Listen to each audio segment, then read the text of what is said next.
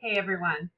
I know reading a poem aloud is kind of scary, especially to us. The good news is that you won't be able to watch us watch you.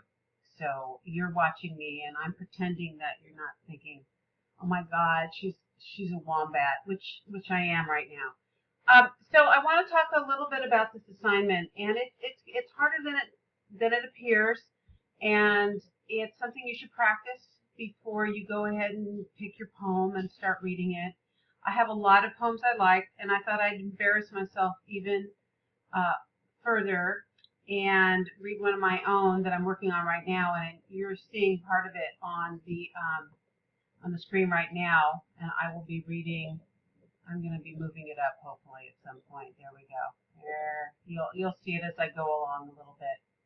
But I wanted to go over some of the things I sent you, or maybe I didn't send it to you, but I wanted to send it to you. Oh, yes, I did. Maybe I put it in there, the Billy Collins ideas. So one of the things, and it's so important, is to read slowly. Most of us just want to get through the poem. We want to absolutely just get done. We want this thing to just be over.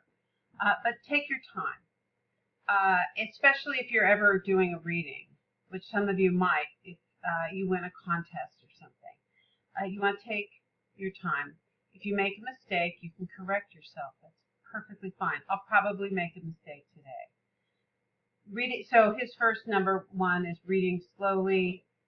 Let us be involved in this with you. The other is to read in a normal voice. So let's look at my poem here, Morsel.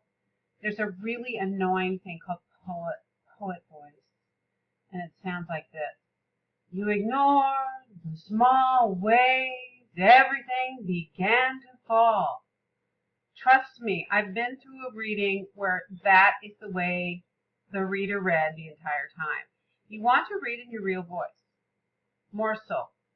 You ignored the small ways, everything began to fall down, cracking into splinters you prayed were autumn leaves. Sort of like that. Relax, not sing-songy. The poems that are in, let's see, our collections, especially Ada Limon's poems, really flat. There's no, Ross Gay's poems are a little, you could probably go a little sing-songy with them and get away with it. But I would just say don't do that. The line is really important. So with Morsel, you're going to hear that I'm going to take the line and use the line, but I'm going to be basically reading it as if they were sentences.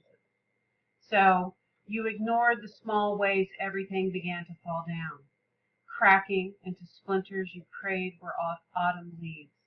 The marriage turned at the rolled eyes, year 6. You in the back seat with the second baby, he at the wheel. He was fucking Magellan and could find the freeway, god damn it. So it sounds like a sentence. It sounds like a paragraph. But why there's a line is that the poet, I being the poet, I want you to focus on some of the words. For instance, I chose this. This is on purpose, that I don't really know why. Actually, I had worked with a woman. We trade poems every month, and she helped me with this one. She's been helping me. But small, fall, cracking, autumn, turn, back, wheel, find, damn it. Instead of the, to, into, what else is bad? In, at, way, or no, way might not be bad, but the. You see this, so you want to honor the sound that the poet implied, but you don't want to necessarily halt. So some students, some poets read like this. You ignored the small ways everything began to fall down, cracking into splinters you prayed were autumn leaves. The marriage turned. And I'm not joking. I wish I were joking.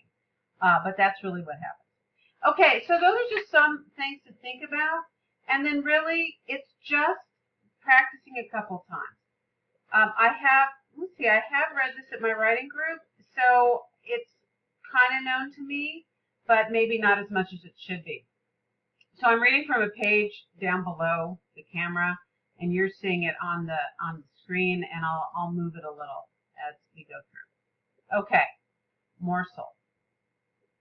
You ignored the small ways everything began to fall down, cracking into splinters you prayed were autumn leaves.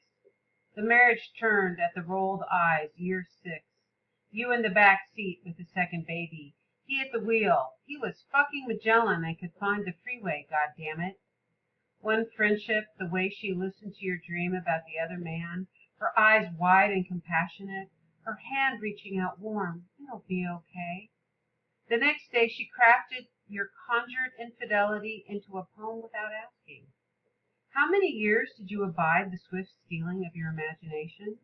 And what about this world?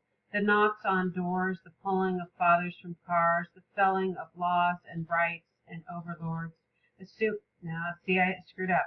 The pulling of fathers from cars, the felling of laws and rights, the overlords assuming their ancient places, ascending the thrones you hoped to topple with your votes and words. The great humped emperor a surprise, but wasn't, was he? He the shadow you learned to avoid, the glistening dark fat of a Christmas ham, the dust on the kitchen floor, kicked into the corner, speckled with the sweetest fallen bits, all of it rancid. You cut away the fat. You ignored the dirty corner with your wet cloth.